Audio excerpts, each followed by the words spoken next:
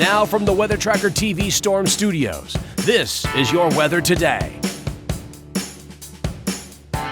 Here's Chief Meteorologist William Cole. All right, folks, here we go now on this finally Friday, of course, coasting right on into the weekend. But we've got some big weather changes heading into the weekend. Of course, we're tracking this fall cold front that we've been talking about all work week long. Continues to be inbound for tomorrow, Saturday.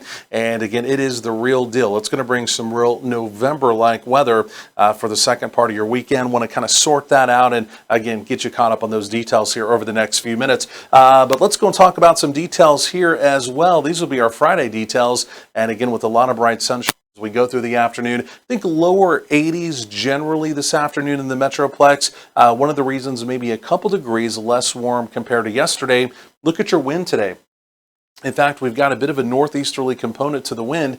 This is not the main frontal boundary that we're talking about for tomorrow, Saturday, but believe it or not, even as we go through the day today, we have at least kind of a prefrontal boundary. It's connected to a completely different storm system, but it will be wobbling its way through the area. It'll give us a bit more of a variable wind. There's no cold air associated with that front. So again, yeah, it may take our temperatures down by a degree or two, but again, the real cold front that we're waiting on, it's still taking shape well to our north, but like I mentioned, it's still on schedule as we get into tomorrow, Saturday. So there goes storm system 1. Again, you can see it currently moving through the Great Lakes region. Again, it's kind of dragging, if you will, that very weak frontal boundary through our area. Again, in and out, not necessarily a big deal. But take a look here.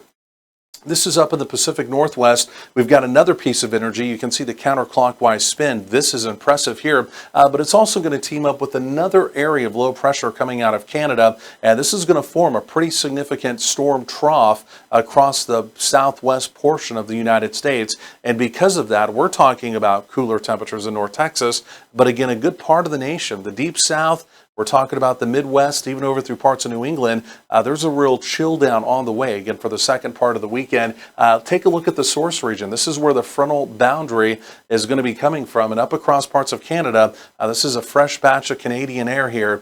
So it's not going to get that cold down in North Texas, but that's the direction the air is coming from. And yes, we will have a chill down. You'll notice it especially Sunday into Monday. But take a look at this troughing pattern developing, right? This really takes shape as we go through tomorrow into Sunday. And again, you can see that big, deep storm trough carved out there across really a good part of the country. Notice all the blues. Again, that's the chilly air being allowed to spill out of Canada and obviously impacting that part of the country, but again, also impacting us obviously here in North Texas with the same frontal boundary. But it's in and out relatively quickly. Sunday, Monday, we're talking about chillier temperatures, but then as we get into Tuesday, as we get into Wednesday, Thursday of next week, we've got a ridge building back in, and well, you can see the yellows and the oranges coming back. Those will be mild temperatures, and in fact, we may begin to trend above normal again as we get into, parts of next week. So as we go through the day today, I've loaded what we call the wind vectors or the wind arrows on here just to kind of show you the direction of the wind. So today, variable winds, again, not necessarily a big deal, but as we get into tomorrow, notice these wind vectors, these wind arrows going due northerly.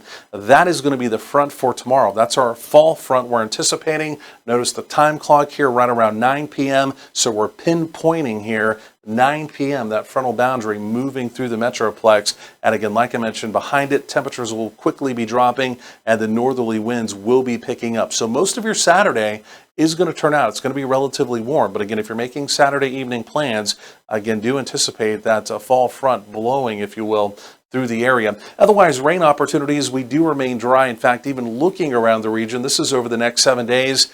It remains a, relatively dry forecast as we go forward in time.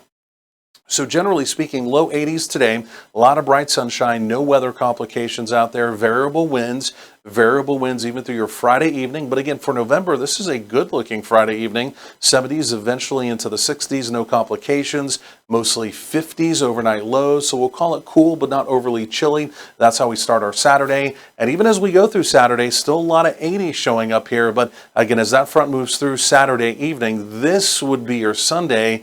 And look at these 50s showing up to maybe right around 60 locally here in the Metroplex. This is also a big deal. Sunday night into Monday morning, you can see a lot of locations around North Texas may record their first lighter freeze of the season. So we've got a big chill down. We've got some wind coming in with that front as we go through Monday, and then a warm up as we get into next week.